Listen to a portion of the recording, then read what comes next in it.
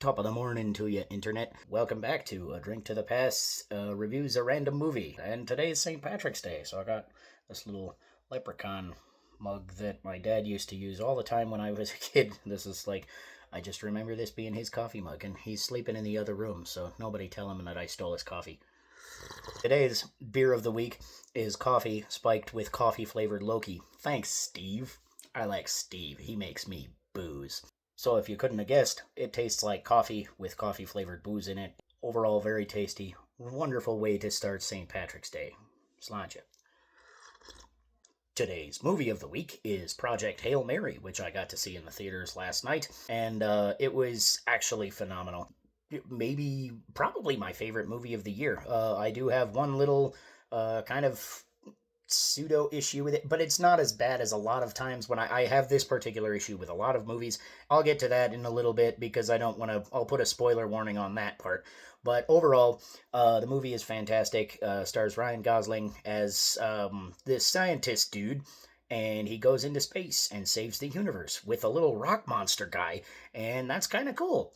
I like the kind of, relationship that they develop. It's kind of cool to see them kind of learn how to communicate.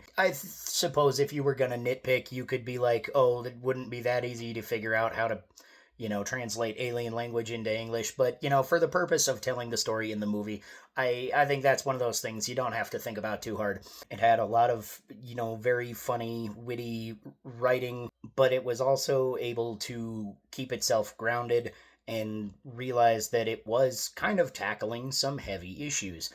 So, that all said, I would give this honestly an 11 out of 10 if it wasn't for maybe the one little issue that I did have with it. So, here's that spoiler warning I mentioned earlier. Come back to me after you've seen the movie if you want to go in totally spoiler free. The big problem that I had with it is the story kind of centers around, first of all, the idea that this is a suicide mission.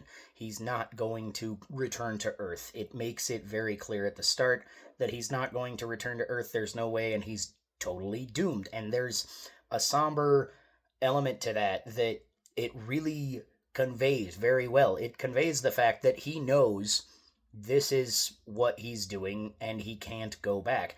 And he has to also kind of explain that to his alien friend. And there's a lot of very excellent character moments just within that concept. At the start of the movie, I did kind of think in my brain, okay, hold on, he's going to see a similarly advanced alien in the movie, right? You know that kind of from the trailers.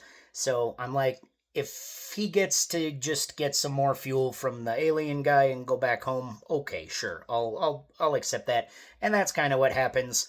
And if that was the end of that, I don't think I would have the issue. But the problem is, he gets the fuel from the alien guy, and then the alien guy ends up getting into this situation where Ryan Gosling gets knocked out by something, and they're hurtling through space, and they're both gonna die unless the alien pops out of his space suit, so to speak, and because they can't share the same environment, but the alien is put in this situation where he has to give himself up for the character that he's come to know and love in Ryan Gosling's character. All of those interactions were so well made.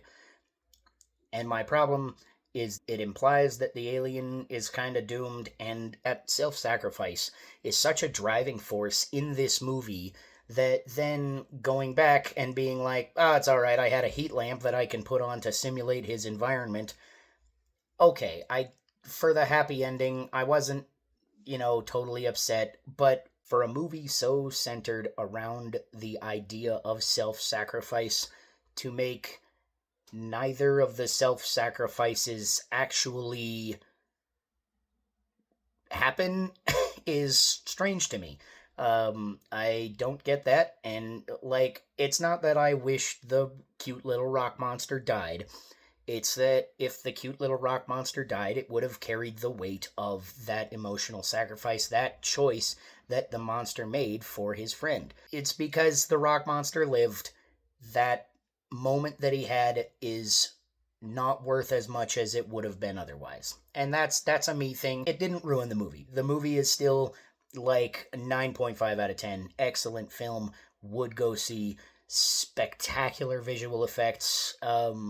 just very touching throughout, and the ending is still satisfying in its own way. It's not the ending that I necessarily would have chosen myself, but I get it, and I still liked it for what it was. So, Project Hail Mary, excellent movie.